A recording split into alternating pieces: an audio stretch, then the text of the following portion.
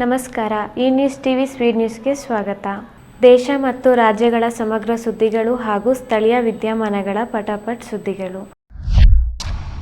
ಕರ್ನಾಟಕದ ಶಾಶ್ವತ ವಸತಿ ಪ್ರಮಾಣಪತ್ರ ನಿಯಮಕ್ಕೆ ಕೇಂದ್ರ ಸಚಿವೆ ಶೋಭಾ ಕರಂದ್ಲಾಜೆ ಆಕ್ಷೇಪ ವ್ಯಕ್ತಪಡಿಸಿ ಕೇಂದ್ರ ಗೃಹ ಸಚಿವ ಅಮಿತ್ ಶಾಗೆ ಪತ್ರ ಬರೆದಿದ್ದಾರೆ. ಕರ್ನಾಟಕ ಸರ್ಕಾರ ಇತ್ತೀಚೆಗೆ ಜಾರಿಗೆ ತಂದಿರುವ ಕರ್ನಾಟಕ ಶಾಶ್ವತ ವಸತಿ ಪ್ರಮಾಣ ಪತ್ರ 2026ರ ನಿಯಮಾವಳಿಗಳಿಗೆ ಕೇಂದ್ರ ಸಚಿವೆ ಶೋಭಾ ಕರಂದ್ಲಾಜೆ ತೀವ್ರ ಆಕ್ಷೇಪ ವ್ಯಕ್ತಪಡಿಸಿದ್ದಾರೆ. ರಾಜ್ಯ ಸರ್ಕಾರದ ಆದೇಶವು ಭಾರತದ ಸಂವಿಧಾನದ ಆಶಯಗಳಿಗೆ ಧಕ್ಕೆ ತರಿಸದಲ್ಲದೆ ದೇಶದ ಆಂತರಿಕ ಭದ್ರತೆಗೆ ದೊಡ್ಡ ಕಂಟಕವಾಗಿದೆ ಅಂತ ಆರೋಪಿಸಿರುವ ಅವರು ಕೇಂದ್ರ ಗೃಹ ಸಚಿವ ಅಮಿತ್ ಶಾ ಅವರಿಗೆ ಸುದೀರ್ಘ ಪತ್ರ ಬರೆದಿದ್ದಾರೆ. ಈ ವಿಚಾರದಲ್ಲಿ ತಕ್ಷಣವೇ ಮಧ್ಯಪ್ರವೇಶಿಸುವಂತೆ ಮನವಿ ಮಾಡಿದ್ದಾರೆ. ಅಂತಾರಾಷ್ಟ್ರೀಯ ಬಾಹ್ಯಾಕಾಶ ನಿಲ್ದಾಣದಲ್ಲಿ ಗಗನಯಾತ್ರಿಗಳು ಬೆಳೆಸಿರುವ ಪುಟ್ಟ ಉದ್ಯಾನವನ ಟೈಮ್ ಲ್ಯಾಪ್ಸ್ ವಿಡಿಯೋ ಸಾಮಾಜಿಕ ಜಾಲತಾಣದಲ್ಲಿ ವೈರಲ್ ಆಗಿದೆ. ಶೂನ್ಯ ಗುರುತ್ವಾಕರ್ಷಣೆ ಇರುವ ಭೂಮಿಯಿಂದ 100 ಕಿಲೋಮೀಟರ್ ಎತ್ತರದಲ್ಲಿ ತೇಲುತ್ತಿರುವ ಬಾಹ್ಯಾಕಾಶ ನಿಲ್ದಾಣದಲ್ಲಿ ಪುಟ್ಟದೊಂದು ಉದ್ಯಾನ ಕಂಗೊಳಿಸುತ್ತಿದೆ. ಅಂತಾರಾಷ್ಟ್ರೀಯ ಬಾಹ್ಯಾಕಾಶ ನಿಲ್ದಾಣದಲ್ಲಿ ಗಗನಯಾತ್ರಿಗಳು ಯಶಸ್ವಿಯಾಗಿ ಸಸ್ಯಗಳನ್ನು ಬೆಳೆಸ್ತಾ ಇದ್ದು, ಈ ಮಿನಿ ಗಾರ್ಡನ್ ಅತ್ಯಾಕರ್ಷಕ ಟೈಮ್ ಲ್ಯಾಪ್ಸ್ ವಿಡಿಯೋವನ್ನು ಯುರೋಪಿಯನ್ ಗಗನಯಾತ್ರಿ ಸೋಫಿ ಅಡೋನೋಟ್ ಸಾಮಾಜಿಕ ಜಾಲತಾಣದಲ್ಲಿ ಹಂಚಿಕೊಂಡಿದ್ದಾರೆ. ಬಾಹ್ಯಾಕಾಶ ನಿಲ್ದಾಣದ ಕೊಲಂಬಸ್ ಪ್ರಯೋಗಾಲಯದಿಂದ ಹೊರಬರುತ್ತಿರುವ ವಿಚಿತ್ರ ಗುಲಾಬಿ ಮತ್ತು ಕೆನ್ನೇರಳೆ ಬಣ್ಣದ ಬೆಳಕಿನ ರಹಸ್ಯವನ್ನು ಅವರು ಬಿಚ್ಚಿಟ್ಟಿದ್ದಾರೆ. ಪೂಜೆ ನೆಪದಲ್ಲಿ ಬಾಬಾರನ್ನು ಅಪಹರಿಸಿದ ಲಕ್ಷಾಂತರ ರೂಪಾಯಿ ದೋಚಿದ 4ರನ್ನು ಬೆಂಗಳೂರು ಸಂಪಿಗೆಹಳ್ಳಿ ಪೊಲೀಸರು ಬಂಧಿಸಿದ್ದಾರೆ. ಮನೆಯಲ್ಲಿ ಪೂಜೆ ಮಾಡಿಸುವ ನೆಪದಲ್ಲಿ ಬಾಬಾ ಒಬ್ಬರನ್ನ ಅಪಹರಿಸಿ ಮಾರಕಾಸ್ತ್ರಗಳಿಂದ ಹಲ್ಲೆ ನಡೆಸಿ ಬರೋಬ್ಬರಿ 4.25 ಲಕ್ಷ ರೂಪಾಯಿ ಅಂದರೆ 4,25,000 ರೂಪಾಯಿ ದೋಚಿದ್ದ 4 ಕಿಡ್ನಾಪರ್ಸ್ಗಳನ್ನು ಬೆಂಗಳೂರಿನ ಸಂಪಿಗೆಹಳ್ಳಿ ಪೊಲೀಸರು ಬಂಧಿಸಿದ್ದಾರೆ. ತುಮಕೂರು ಮೂಲದ ಆರಿಫ್ ಮತ್ತು ಆದಿಲ್, ಚಿಕ್ಕಬಳ್ಳಾಪುರದ ಇಮ್ರಾನ್ ಹಾಗೂ ಆರ್ಟಿ ನಗರದ ಖಾದೀರ್ ಬಂಧಿತ ಆರೋಪಿಗಳಾಗಿದ್ದಾರೆ. ನಗರದ ಯಲಹಂಕದಲ್ಲಿ ವಾಸವಾಗಿರುವ ಬಾಬಾ ಮೊಹಮ್ಮದ್ ತಾರಿಕ್ ಹುಸೇನ್ ಅನ್ನೋರು ನೀಡಿದ ದೂರಿನ ಮೇರೆಗೆ ಪೊಲೀಸರು ಕಾರ್ಯಾಚರಣೆ ನಡೆಸಿ ಆರೋಪಿಗಳ ಹೆಡೆಮುರಿ ಕಟ್ಟಿದ್ದಾರೆ. ತೆಲಂಗಾಣದಲ್ಲಿ ಮದ್ಯದ ಅಮಲಿನಲ್ಲಿದ್ದ ವ್ಯಕ್ತಿಯೊಬ್ಬ ಸರ್ಕಾರಿ ಬಸ್ ಕದ್ದು 21 ಕಿಲೋಮೀಟರ್ ಓಡಿಸಿ ಅಪಘಾತಕ್ಕೀಡಾಗಿದ್ದಾನೆ. ಮದ್ಯದ ಅಮಲಿನಲ್ಲಿ ಮನುಷ್ಯ ಏನೆಲ್ಲ ಮಾಡಲು ಸಾಧ್ಯ ಎಂಬುದಕ್ಕೆ ತೆಲಂಗಾಣದ ಜನಗಾಂವ್ ಜಿಲ್ಲೆಯಲ್ಲಿ ನಡೆದಿರುವ ಈ ವಿಲಕ್ಷಣ ಘಟನೆಯೇ ಸಾಕ್ಷಿ.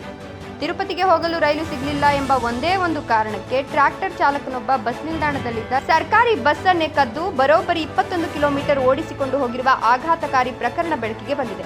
ಅಂತಿಮವಾಗಿ ಟೋಲ್ ಪ್ಲಾಜಾ ಬಳಿ ಬಸ್ ಅಪಘಾತಕ್ಕೀಡಾದಾಗ ಈ ಕಳ್ಳತನ ಬಯಲಾಗಿದೆ.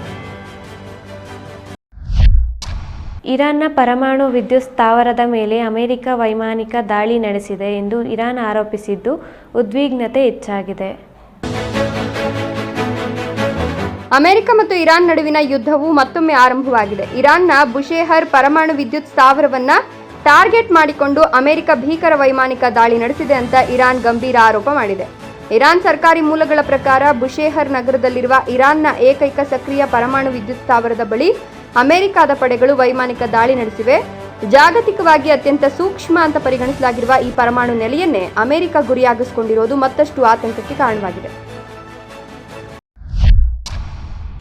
ದಕ್ಷಿಣ ಕನ್ನಡದಲ್ಲಿ ಮರುಬಳಕೆ ಸಾಧ್ಯವಿಲ್ಲದ ಒಣ ಕಸದಿಂದ ಪರ್ಯಾಯ ಇಂಧನ ತಯಾರಿಸುವ ರಾಜ್ಯದ ಮೊದಲ ವಿಶೇಷ ಘಟಕ ಕಾರ್ಯಾರಂಭ ಮಾಡಿದೆ.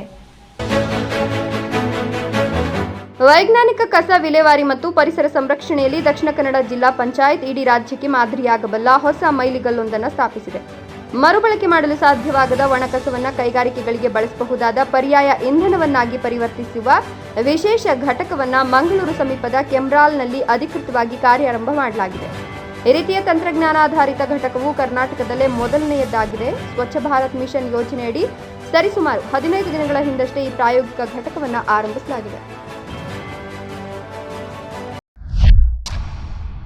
ಅಯೋಧ್ಯೆಯ ಶ್ರೀರಾಮ ಮಂದಿರದಲ್ಲಿ ವಿಐಪಿ ದರ್ಶನ ಪಾಸ್ ವಿತರಣಾ ವ್ಯವಸ್ಥೆಯಲ್ಲಿ ಮಹತ್ವದ ಆಡಳಿತಾತ್ಮಕ ಬದಲಾವಣೆ ಮಾಡಲಾಗಿದೆ. ರಾಮನಗರಿ ಅಯೋಧ್ಯೆಯ ಶ್ರೀರಾಮ ಮಂದಿರದ ವಿಐಪಿ ದರ್ಶನ ಪಾಸ್ ವಿತರಣಾ ವ್ಯವಸ್ಥೆಯಲ್ಲಿ ಭಾರಿ ಆಡಳಿತಾತ್ಮಕ ಬದಲಾವಣೆ ಮಾಡಲಾಗಿದೆ. ರಾಮ ಮಂದಿರದ ತೀರ್ಥಕ್ಷೇತ್ರ ಟ್ರಸ್ಟ್ನ ಪ್ರಮುಖರಾದ ಚಂಪತ್ ರಾಯ್, ಅನಿಲ್ ಮಿಶ್ರಾ ಮತ್ತು ಗೋಪಾಲ್ ರಾವ್ ಅವರ ಅಧಿಕೃತ ಸಿಸ್ಟಮ್ ಐಡಿಗಳನ್ನು ತಕ್ಷಣದಿಂದ ಜಾರಿಗೆ ಬರುವಂತೆ ನಿಷ್ಕ್ರಿಯಗೊಳಿಸಲಾಗಿದೆ. ಅಮರನಾಥ ಯಾತ್ರೆ ಮುಗಿಸಿ ಹಿಂತಿರುಗುತ್ತಿರುವ ನೇಪಾಳದ ಯಾತ್ರಿಕರೊಬ್ಬರು ಅಸ್ವಸ್ಥಗೊಂಡು ಚಿಕಿತ್ಸೆ ಫಲಕಾರಿಯಾಗದೆ ಮೃತಪಟ್ಟಿದ್ದಾರೆ. ಅಮರನಾಥ ಯಾತ್ರೆ ಮುಗಿಸಿ ಹಿಂತಿರುಗುತ್ತಿದ್ದ ವೇಳೆ ಅಸ್ವಸ್ಥಗೊಂಡ ನೇಪಾಳದ 61 ವರ್ಷದ ಯಾತ್ರಿಕರೊಬ್ಬರು ಮೃತಪಟ್ಟಿರುವ ಘಟನೆ ಜಮ್ಮು ಕಾಶ್ಮೀರದ ಬನಿಹಾಲ್ನಲ್ಲಿ ನಡೆದಿದೆ. ಮೃತರನ್ನ ಕಲ್ಮಂಡುವಿನ ಮೊಹಾತ್ರಿ ನಿವಾಸಿ ಕೃಷ್ಣದೇವ ಠಾಕೂರ್ ಅಂತ ಗುರುತಿಸಲಾಗಿದೆ. ಅಧಿಕಾರಿಗಳ ಮಾಹಿತಿ ಪ್ರಕಾರ ಬಲ್ತಾಲ್ ಮಾರ್ಗದ ಮೂಲಕ ಯಾತ್ರೆ ಮುಗಿಸಿ ಹಿಂತಿರುಗುತ್ತಿದ್ದ ವೇಳೆ ಬನಿಹಾಲ್ನ ನವಯುಗ ಸುರಂಗ ಸಮೀಪ ಕೃಷ್ಣದೇವ್ ಠಾಕೂರ್ ಅವರು ಏಕಾಏಕಿ ಪ್ರಜ್ಞಾಹೀನರಾಗಿದ್ದು, ತಕ್ಷಣ ಅವರನ್ನ ಲಾಂಬರ್ ಯಾತ್ರಾ ಮೈದಾನದಲ್ಲಿರುವ ಆರೋಗ್ಯ ಕೇಂದ್ರಕ್ಕೆ ದಾಖಲಿಸಿ ಬಳಿಕ ಹೆಚ್ಚಿನ ಚಿಕಿತ್ಸೆಗಾಗಿ ಬನಿಹಾಲ್ ಉಪಜಿಲ್ಲಾ ಆಸ್ಪತ್ರೆಗೆ ಕರೆದೊಯ್ಯಲಾಯಿತು. ನಂತರ ಅವರನ್ನ ಅನಂತನಾಗ್ನ ಸರ್ಕಾರಿ ವೈದ್ಯಕೀಯ ಕಾಲೇಜು ಆಸ್ಪತ್ರೆಗೆ ಸ್ಥಳಾಂತರಿಸಲಾಯಿತಾದರೂ ಚಿಕಿತ್ಸೆ ಫಲಕಾರಿಯಾಗದೆ ಗುರುವಾರ ಅವರು ಮೃತಪಟ್ಟಿದ್ದಾರೆ ಅಂತ ಅಧಿಕಾರಿಗಳು ತಿಳಿಸಿದ್ದಾರೆ. ವಯನಾಡು ಭೂಕುಸಿತಕ್ಕೆ ಸಂತ್ರಸ್ತರಿಗೆ ಮಧ್ಯಂತರ ಪರಿಹಾರವನ್ನು ವಿಳಂಬವಿಲ್ಲದೆ ವಿತರಿಸುವಂತೆ ಕೇರಳ ಹೈಕೋರ್ಟ್ ಸರ್ಕಾರಕ್ಕೆ ನಿರ್ದೇಶನ ನೀಡಿದೆ. ವಯನಾಡು ಭೂಕುಸಿತ ದುರಂತದಲ್ಲಿ ಮೃತಪಟ್ಟವರ ಕುಟುಂಬಸ್ಥರಿಗೆ ಹಾಗೂ ಗಾಯಗೊಂಡ ಸಂತ್ರಸ್ತರಿಗೆ ನೀಡಬೇಕಾದ ಮಧ್ಯಂತರ ಪರಿಹಾರ ಹಣವನ್ನು ಯಾವುದೇ ವಿಳಂಬ ಇಲ್ಲದೆ ಸಕಾಲದಲ್ಲಿ ವಿತರಿಸಲಾಗುತ್ತಿದೆಯೇ ಎಂಬುದನ್ನು ಖಚಿತಪಡಿಸಿಕೊಳ್ಳಬೇಕು ಅಂತ ಕೇರಳ ಹೈಕೋರ್ಟ್ ಶುಕ್ರವಾರ ರಾಜ್ಯ ಸರ್ಕಾರಕ್ಕೆ ಖಡಕ್ ನಿರ್ದೇಶನ ನೀಡಿದೆ. ನ್ಯಾಯಮೂರ್ತಿಗಳಾದ ಎಕೆ ಜೈಶಂಕರನ್ ನಂಬಿಯಾರ್ ಮತ್ತು ಪ್ರೀತಾ ಎಕೆ ಅವರನ್ನೊಳಗೊಂಡ ಪೀಠವು ಈ ಮಹತ್ವದ ಆದೇಶ ಹೊರಡಿಸಿದೆ. ಇದರೊಂದಿಗೆ ದುರಂತ ನಡೆದ ಸುರಂಗ ಮಾರ್ಗ ನಿರ್ಮಾಣದ ಸ್ಥಳದಲ್ಲಿ ಕಾಮಗಾರಿಯನ್ನ ಯಾವಾಗ ಸ್ಥಗಿತಗೊಳಿಸಲಾಗಿತ್ತು, ಒಂದು ವೇಳೆ ಎಲ್ಲಾ ಚಟುವಟಿಕೆಗಳಿಗೂ ತಡೆ ನೀಡಲಾಗಿದ್ರೆ ಅಷ್ಟು ದೊಡ್ಡ ಸಂಖ್ಯೆಯ ಕಾರ್ಮಿಕರು ಅಲ್ಲಿ ಇನ್ನು ಯಾಕಿದ್ರು ಅನ್ನೋ ಬಗ್ಗೆ ವಿಸ್ತೃತ ವರದಿ ಸಲ್ಲಿಸುವಂತೆ ಹೈಕೋರ್ಟ್ ರಾಜ್ಯ ಸರ್ಕಾರಕ್ಕೆ ಸೂಚಿಸಿದೆ. ಬೆಂಗಳೂರು ನಗರದಲ್ಲಿ ಸಾರ್ವಜನಿಕ ಸ್ಥಳಗಳಲ್ಲಿ ಬಿಟ್ಟು ಹೋಗಿರುವ ಅನಾಥ ವಾಹನಗಳನ್ನು ತೆರವಿಗಾಗಿ ಜಿಬಿಎ ಹಾಗೂ ಸಂಚಾರ ಪೊಲೀಸರ ಜಂಟಿ ಕಾರ್ಯಾಚರಣೆ ಆರಂಭಿಸಿದ್ದಾರೆ.